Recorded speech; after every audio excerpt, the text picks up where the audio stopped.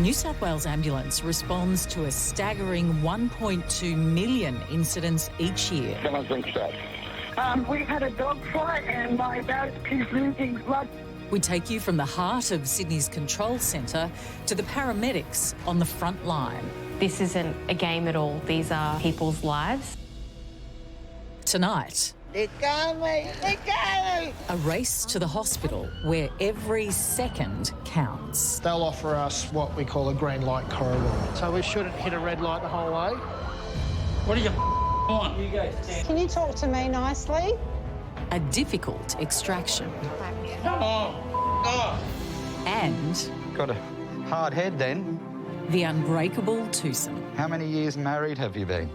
67. What's the secret? We're married.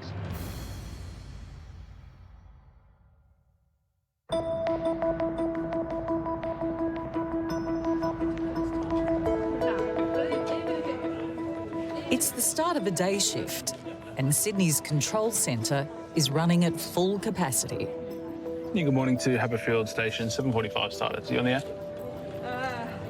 Bracing for the day ahead, there are 35 full-time call takers and 6 trainees managed by supervisors. Oh, it's just, I don't know, I've got the bad juju today. I don't want it. Send it away. Already, the phones are running hot.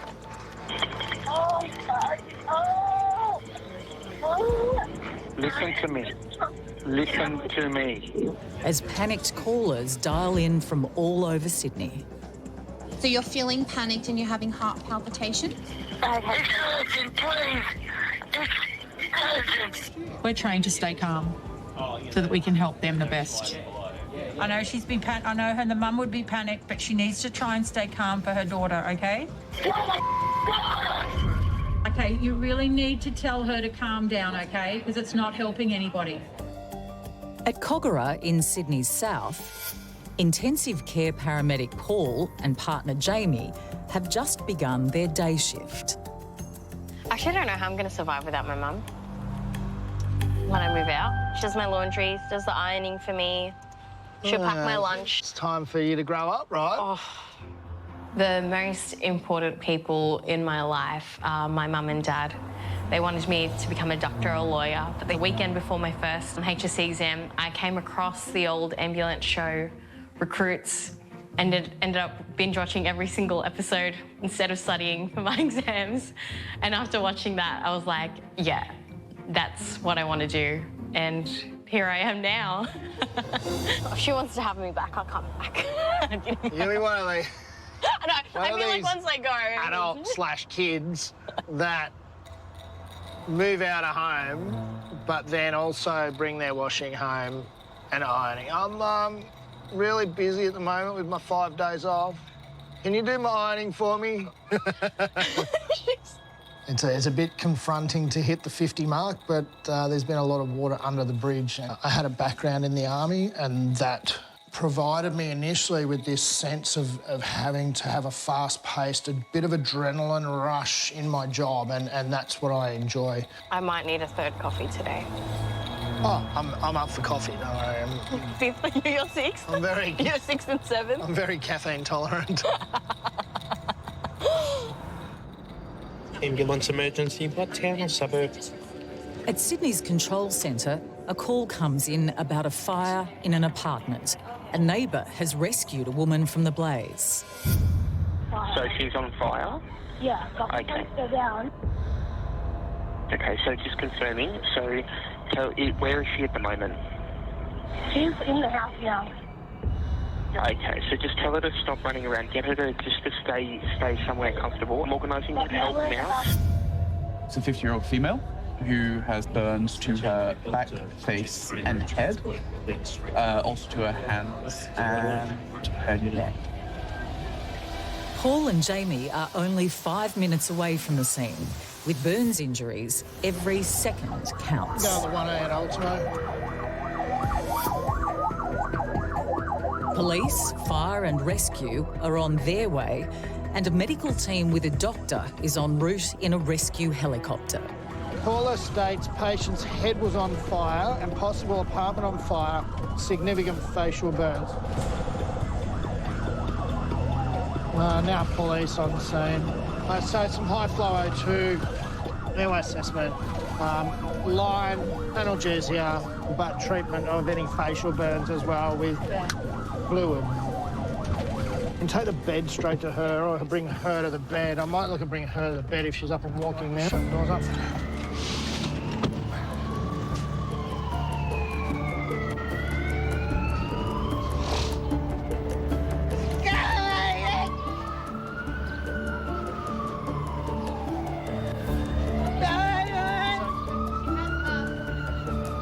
Okay, all right. What's happened? Hello there. Okay, we just put a cold towel on her. Okay. Have we got a hose there still? I don't know. You got a hose? We got a hose there or not? Hose there.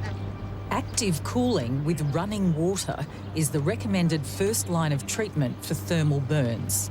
You're going to get wet, love. I'm so sorry, okay? But I'm just going to need to hold this over you. I know you're going to get wet, darling. Okay. Give her a hand to hold her. We're concerned about...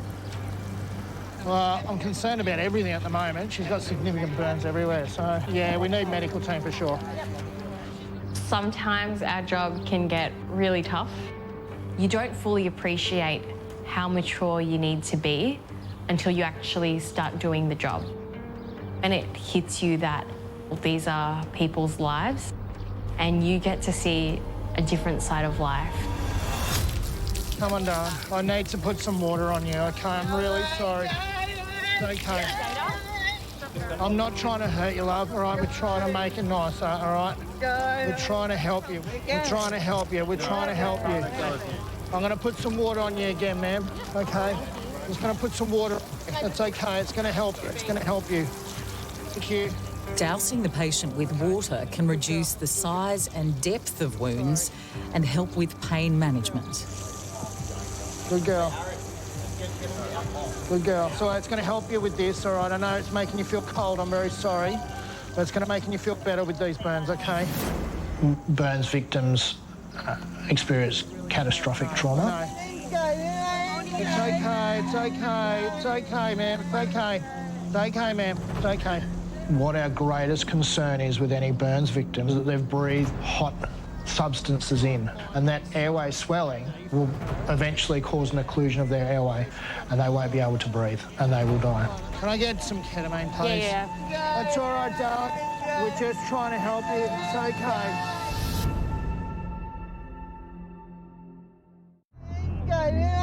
It's okay. It's okay. It's okay, ma'am. It's okay. It's okay, ma'am.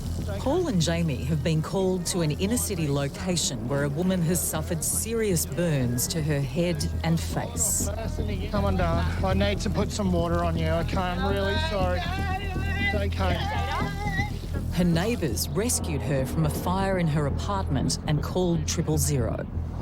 Multiple emergency services are on their way, including a medical team with a doctor in a rescue helicopter. That's all right, darling. We're just trying to help you. It's okay. Clearly agitated, Paul needs to calm her down as best he can so the medical team, which includes a doctor, can prepare her for transport to hospital. Okay. Can I get some ketamine, please? We're just going to go on intramuscular ketamine. We'll just use the 50 milligrams, and then once that kicks in, hopefully we just get a little bit of control. Addressing the pain with a strong anaesthetic is a priority. The best form of management, unfortunately, at that point of time for the patient is sedation. And the use of ketamine is a good sedative as well as analgesic, so it provides 2 levels of care for this patient at that time. Okay, so we've got a bit of ketamine on board now. Are you good? We'll get her on the bed, Paulie. So me, right? 1, 2, 3, good. Excellent. Yeah. With the patient now sedated, the doctor is able to fully assess her injuries. We're back sedated now, which is good. We had things set up already for the medical team so that they could intervene quickly. She was particularly agitated before she was sedated. It's probably pain-related. So, fire alarm goes off. Neighbour comes to find her in her apartment. She's got burns to the top of her back, and her airway isn't immediately compromised. Yep. But she definitely needs a tube. Swelling of the airway can occur as rapidly as 30 minutes after smoke inhalation. For burns victims, early intubation can be life-saving. All right, so we'll tie this tube in. We are 21 centimetres at the teeth. The doctor passes a narrow tube into the patient's lungs and connects it to a ventilator, which takes over her breathing. No, we're good, Jamie, we're good. So when we're at a big job, we don't have to talk much. My partner is managing the airway. I'm going to go manage the breathing and circulation part. And other people on scene will start to pick up the other pieces because we're all trained to work in a team environment, whether we've known a person for 10 years or 10 minutes. Feel let go with your left hand. I've got your hose for you if you want it. The patient is now stable enough to be transferred to hospital, but her injuries make transport time critical. So medical team will be in the back, and we'll go in the front. Under lights and sirens, and with a police escort, the medical team will take her to the specialist burns unit at Royal North Shore Hospital. While the patient's being treated, we'll have an inspector on scene that liaises with police. Police are always there to help us and to be able to deliver the patient to the receiving hospital in a timely fashion. They'll offer us what we call a green light corridor. Welcome. Oh, are you right to roll, Doc and Phil? Hey.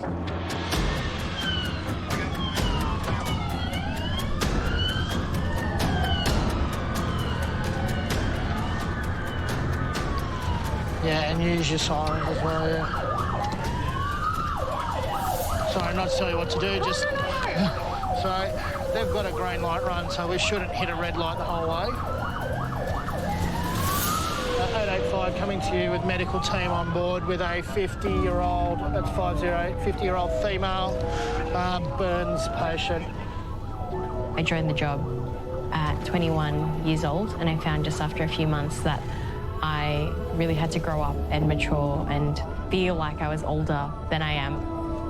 It's not my emergency, it's not the call taker's emergency, it's the patient's emergency. The neighbour has put her burns out. She had her head on fire. Seeing someone in that physical state is difficult to process and to deal with. North Shore are aware. The smells that you smell and the things that you see are not normal things for anyone to go through. And the ability to process that is difficult. We are what I like to think is normal people doing a very abnormal job or role. We just have to deal with the priorities that's in front of us, knowing that we're doing the best for our patient. Even though they may not want it at that point of time, we know that the care that we're giving is the best that we can possibly do for that patient at that point of time.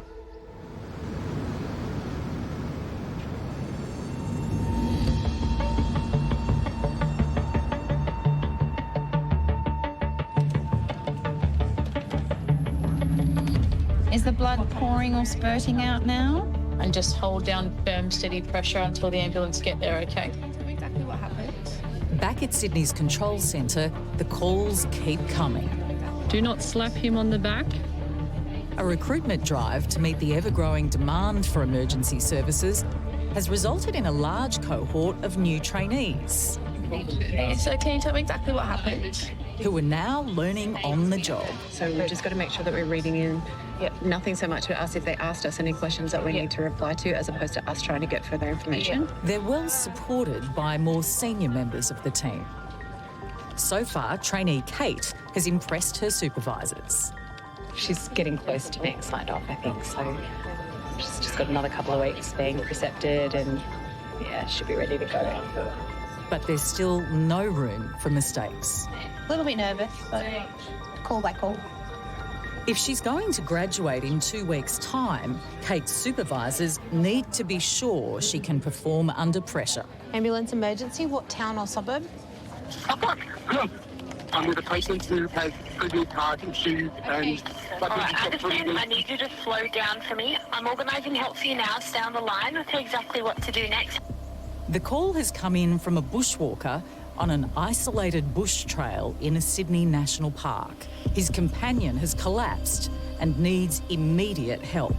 The pair is in rugged terrain 30 kilometres from the city. Access by foot only, or can we get a car down? Four-wheel drive. Four-wheel drive access? Yeah. We've launched a helicopter from Bankstown and fireys are going to try and get access now. Ambulance dispatch escalates the response and sends multiple emergency services to assist. Okay, the helicopter is on the way and there's about 4 or 5 crews on the way as well, okay? There's plenty of help coming. I'm going to tell you how to do resuscitation, okay? Now place the heel of your hand on the breastbone in the centre of the chest. And put your other hand on top of that hand. Okay? I want you to pump the chest hard and fast, at least twice per second and 5 centimetres deep. 1, 2, 3, 4. 1, 2, 3, 4. 1, 2. Keep doing it over and over, don't give up. This will keep him going until the paramedics arrive, all right? Access to the location is a challenge and help is still 30 minutes away.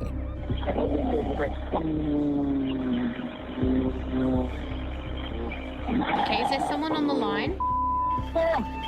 He's got breathing. He's got breathing.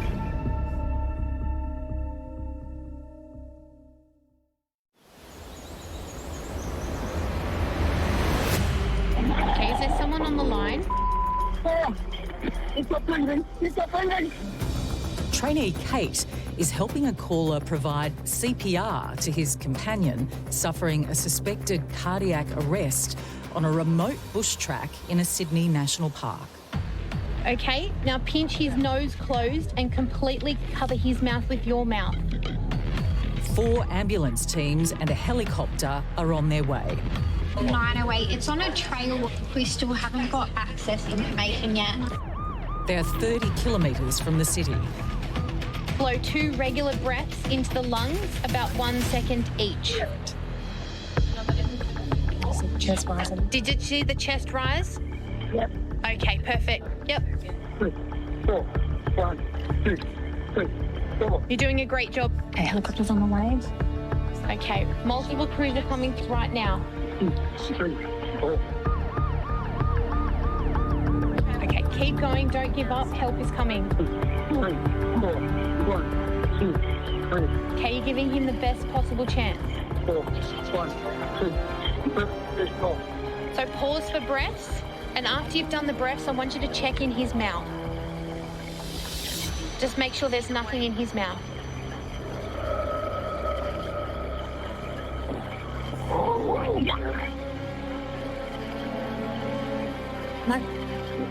No. Okay, all right, straight back into compression. Rescue 204, they're attempting to access the patient through the fire trail. Okay, so the crews are just at the beginning of the trail now, okay? So keep going. Okay, when you see the paramedics, do not stop what you're doing until they give you instructions or take over. 1, 2, okay, 4. Pause for breath, 2 breaths into the lungs. Still seeing that chest rise. Okay, is the chest still rising? It's a true drive. Yep. I want to see something out of his mouth. Okay.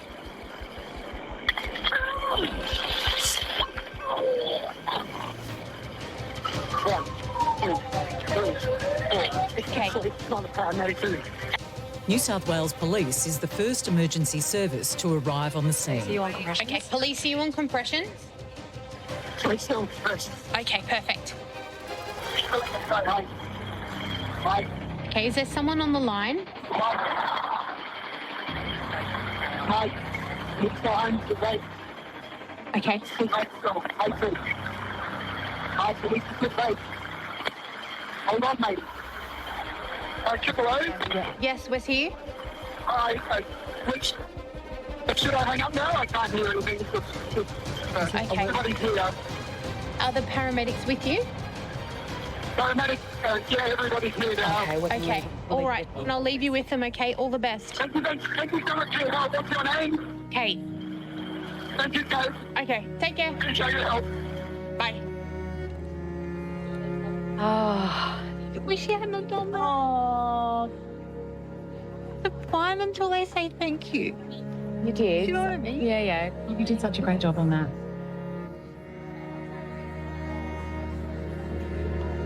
us together.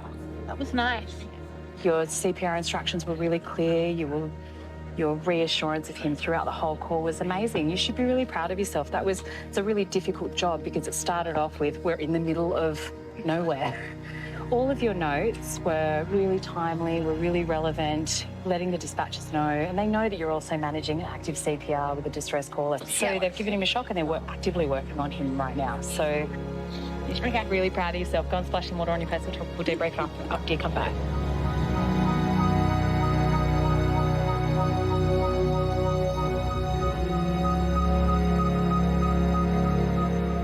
I think we're on a break soon. Okay, go.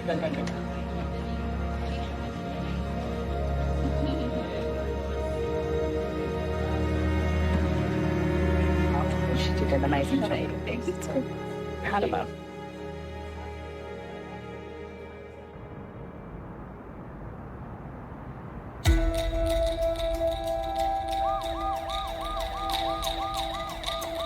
Bankstown Superstation is one of the busiest in Sydney's southwest. And today, it can expect to respond to over 100 medical emergencies. With 18 crews rostered around the clock, it's also home to two of Bankstown's longest-serving paramedics. Husband and wife team, Kane and Michaela. Kane and I met in the job at Bankstown 9 years ago now. Love you. I remember the first time I met him, I was actually working with one of his friends. He actually said to me, "You stay away from her, she's a nice girl." I think the thing that caught my eye was just his sheer size. He's a big guy. Then I saw her on Tinder and then it matched. So it's a Tinderella story. I knew straight away that he was the one I wanted to be with.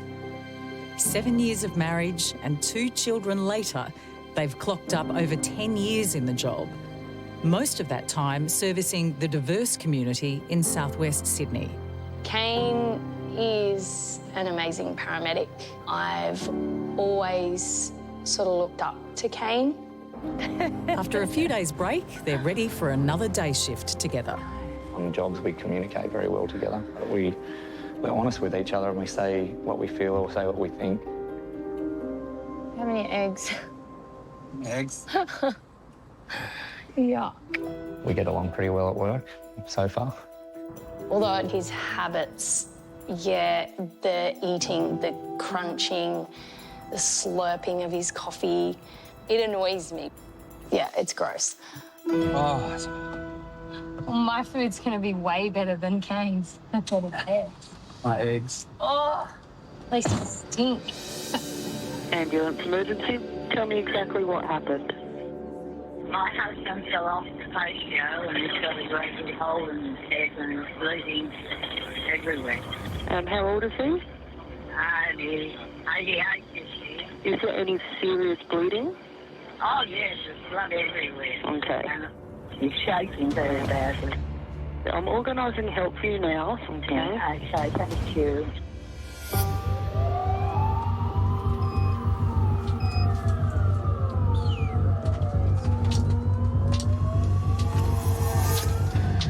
In Australia, falls are the most common cause of hospitalised injury and death among people aged 65 and older.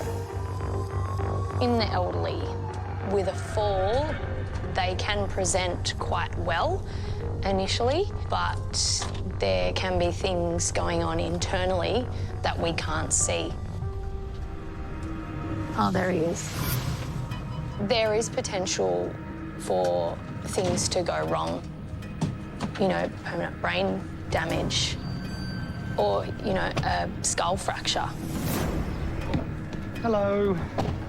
So tell me what's happened. And there's always risk of death, really, when you hit your head.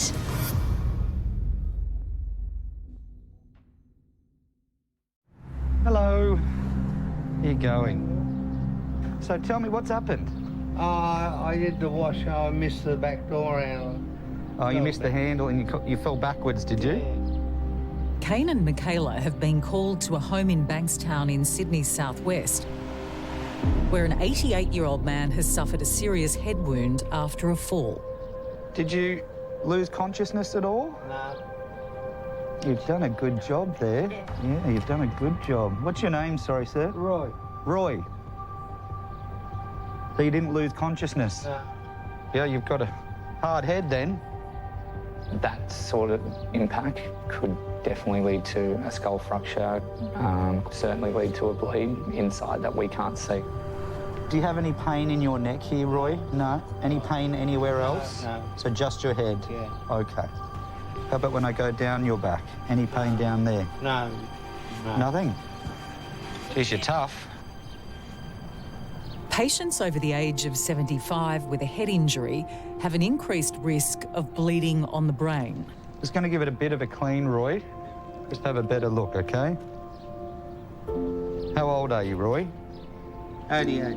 88? Oh, you look great. Good for 88. I fell over last week. Oh, boy. I was up there in the hospital. Oh, my goodness. The big place you've got here? Yes. Beautiful home. How many kids do you have? We had 2 boys, Yeah. but when the youngest one was 27, he was killed. Oh, I'm so sorry. 12 days before he should be married. Oh.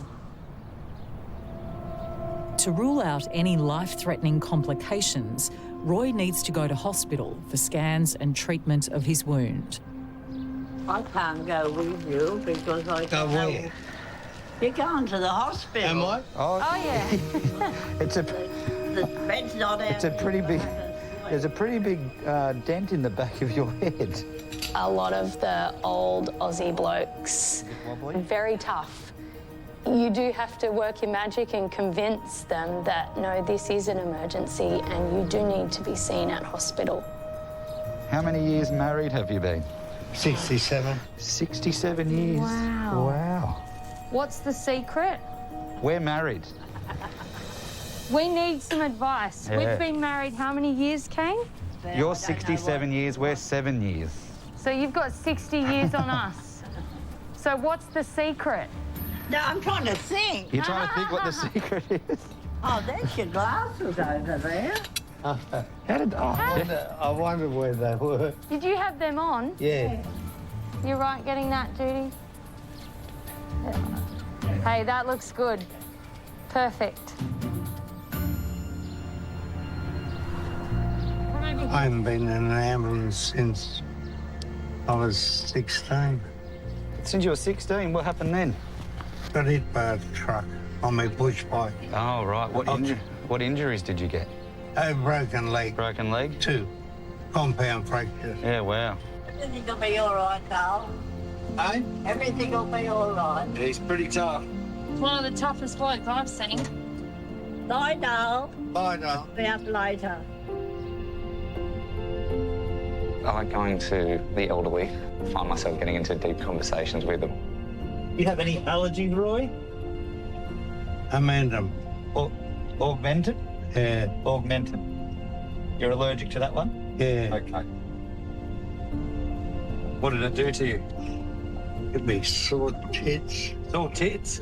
I just find the elderly interesting. I like knowing where they came from, what they did. They're always up for a chat. They always love having a conversation. Yeah? Yep. Made it. Quite often it reminds me of my nan and pa.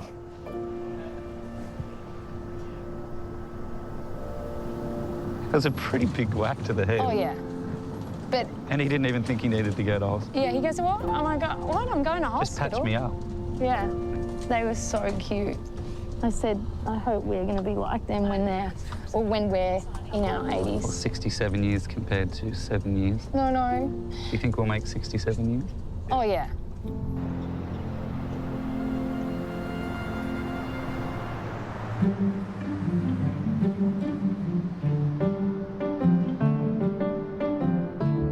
New South Wales paramedics work a standard 12-hour shift. Can you go left here? And with meal breaks squeezed in between jobs, teams like Paul and Jamie are always eating on the run. Where are we going? To Macca's? I wouldn't admit to eating stuff that's not healthy for me. However, could you go in this car park alone? I'm not so sure that I'm a great influence on Jamie's diet. Jamie tries to be good with her salad, but she's easily influenced. Have you got salad again today? Oh, You yep. know it. Boring. You. Ambulance emergency, what's your suburb? We're in the tunnel, West Neck. Someone just had a accident on a motorbike. Okay. They went up to our supply and a car pulled out and they've hit that car and the motorbike is strewn across the ground, so pieces everywhere. Okay. All right, so I'm organising help for you now. Just before peak hour, a call comes in from one of Australia's busiest motorways, the M4 tunnel, where a motorcyclist has hit another vehicle. It's a priority 1, which means a lights and sirens response. M4 tunnel towards Concord, Strathfield in tunnel. With a speed limit of 80 kilometres an hour in the tunnel, there's a high risk of critical injuries. Clear on the left. Paul and Jamie are 20 minutes away from the tunnel. Police, fire and rescue are also dispatched to the scene. It's a car and a motorcyclist. Yeah. The M4 tunnel is one of Sydney's main arterial motorways, used by over 100,000 vehicles a day. Personally, being a motorcyclist, the first thoughts when I attend a motorcycle accident is that this patient could be particularly injured. One lane blocked approximately 150 metres before accident. We're considering the fact that this person may be a multi-trauma patient, and going into one of the major tunnels of Sydney for an MVA is really difficult. You're not aware of how quickly the traffic is going past a stationary object. So you are right in the line of fire. See where the cops are? Yeah. Motorcycle riders have a 30 times higher risk of death in a traffic accident the bike's here on the right than any other road user. There's not a lot of protection when you come off a motorbike. There's high impact speeds, and the road is very hard when they hit it.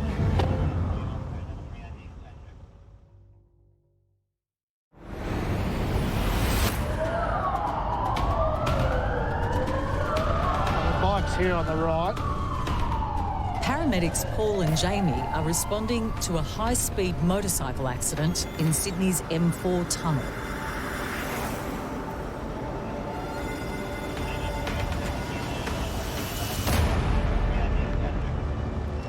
I'm assuming this is the person off the bike sitting here having a cigarette. Good place for it. Yeah.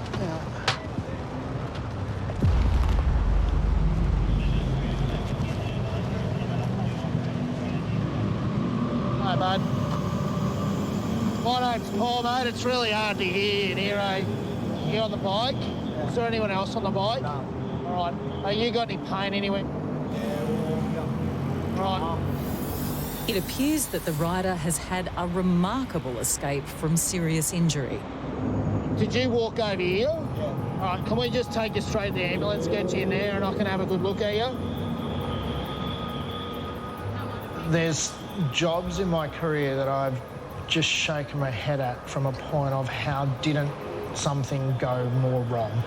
Come straight up, pal. I'm lying back. I just think they've been really, really lucky.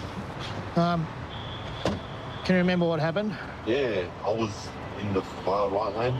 Yeah. And coming up the far right lane, there was a truck in the middle lane. Yeah. And that fella went from the far left lane, across in front of the truck, and I just went straight up to us. Oh, so you've hit him up the bag? Yeah. I landed luckily on the ute. On the back of the ute? Yeah. Serious? You've been lucky, dude. I mean, probably, well, as much as lucky. As much as lucky goes. When someone's ejected from a motorcycle that ends up being uninjured, I just wonder how it's happened. Where's your pain? This left side? Yeah.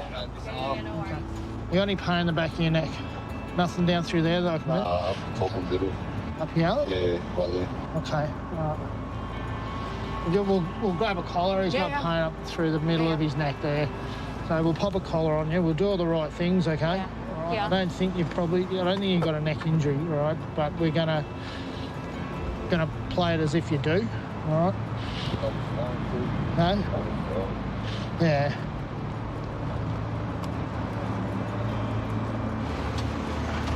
See if you can relax back into that. Yeah, that's right. It saw when he lays flat, right, as if he's hyperextending. So we're going to try and posture him as we can, yeah. If we can get even a pillow in there is okay. You're not going to lie me, I need to cut your T-shirt off. Yeah, that's fine. Did you have a jacket on? No. I didn't think so, that's why. That's why I'm lucky. Yeah, that's it. It was a card. Yep. Sorry, mate.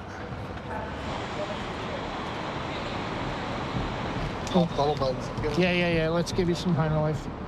The trauma of a motor vehicle accident triggers a rush of adrenaline that acts as nature's painkiller.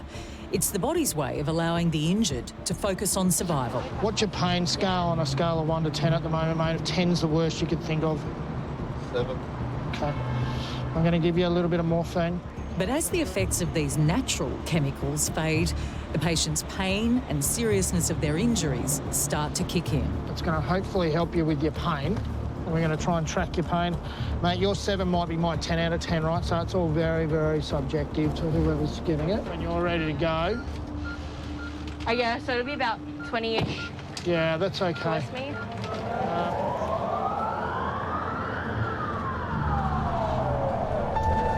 You're a lucky boy, eh? Like... I was on the back of the unit, we were still doing 80. And I'm late on the train trying to find something to hold Jesus. That's like something out of a movie, mate. Yeah, I think you've got maybe a fracture in there, mate, from where if you twisted it. That's sort of one of the tests of it. So another 2.5 of morphine. Yep.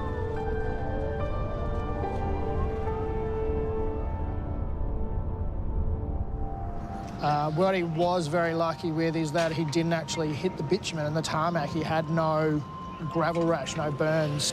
Your helmet's all right, mate, eh? I'll keep it on the back of the stretcher. If people come off at that speed, the damage you can do just from the road in itself is unspeakable at times. It puts it into perspective as a rider. It makes me slow down a little bit every time I go to one of these motorcyclists. Even small accidents where the riders come off second best. And I take that into account when I'm riding to work or I'm going out for a ride on the weekend with my mates.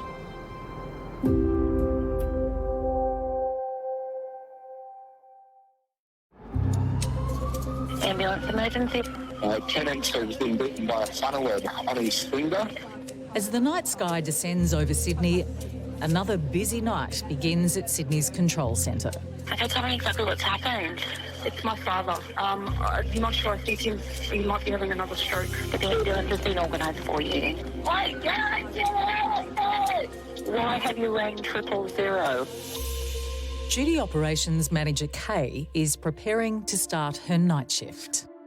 I've been a paramedic coming into my 30th year now, so 30 years of paramedicine, which has been an absolute blessing. I've loved my job. I can honestly say even today when I pop a uniform on and go to my job, I love it.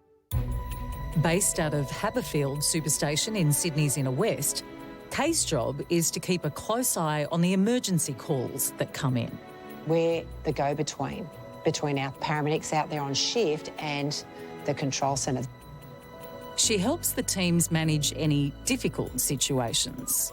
And it might be a job where the crew might struggle at a job. That's the sort of job I'm always looking for. So I'll ring them and say, guys, I see this job, can you pop me on it? And the next minute I'm off to that job. Ambulance emergency? Tell me exactly what happened. I have a friend who can't stop shaking. Okay. Is he having a seizure? In the past, I know he's been in hospital because of this.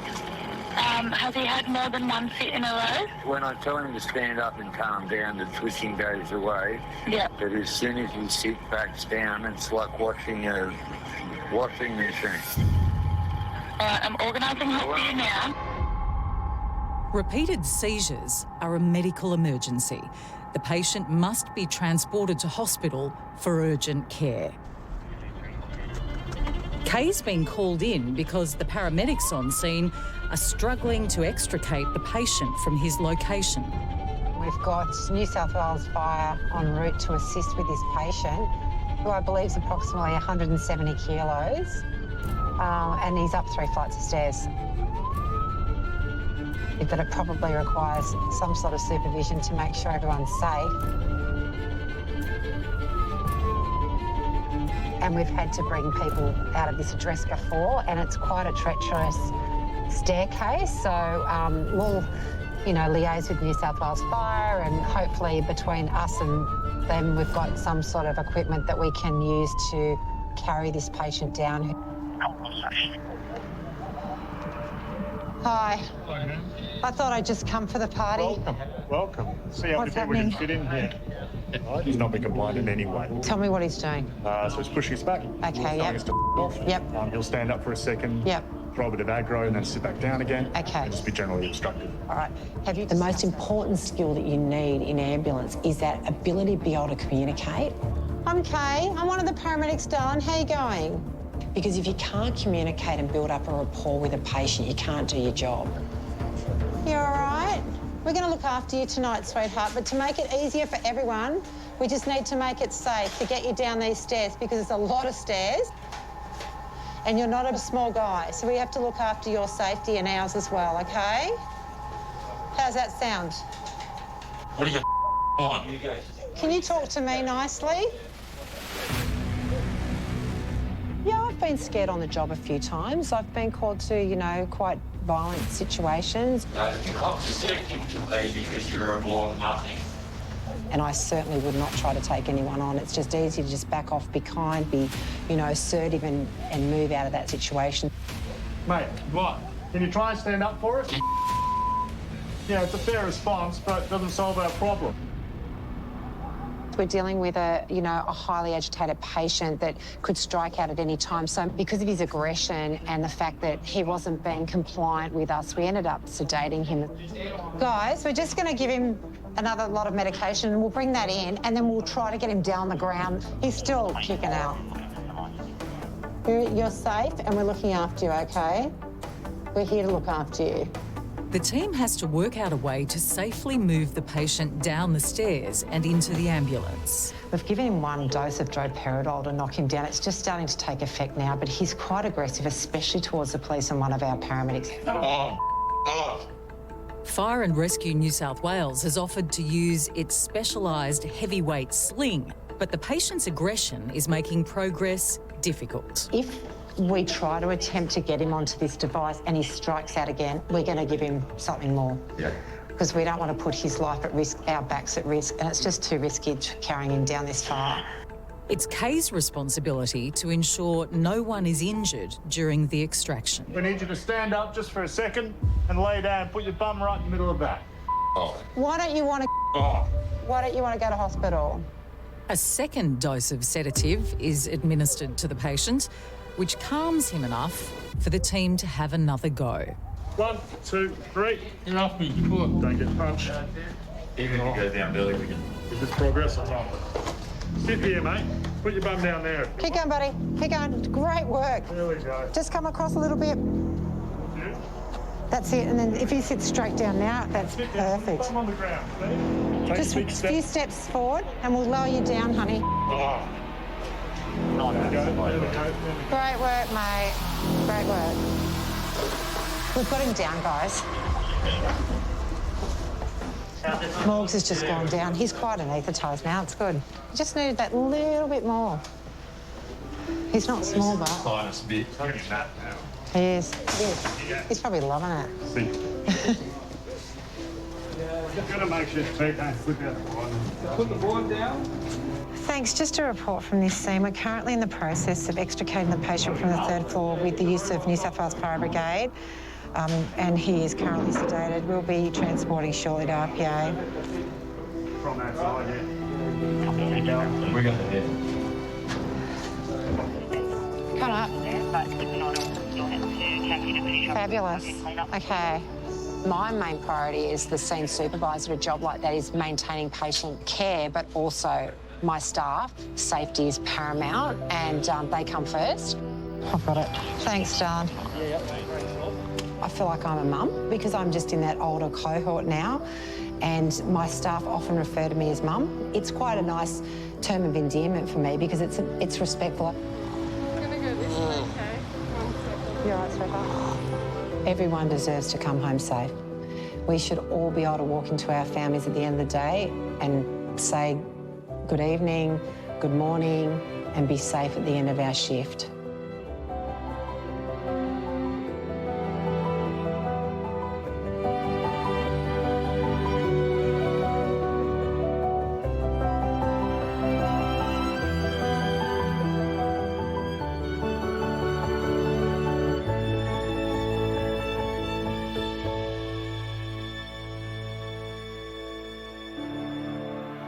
Next time... Okay, there's a person inside. The fire is on the top. Trapped and burning. The car is on fire and the person trapped inside the vehicle. I'm going to stay with you the whole time. An allergy emergency. This is life-threatening. Guys, if you don't need to be here, can we all just step inside for me? And... How far? chaos in Chinatown. Sorry. It's good.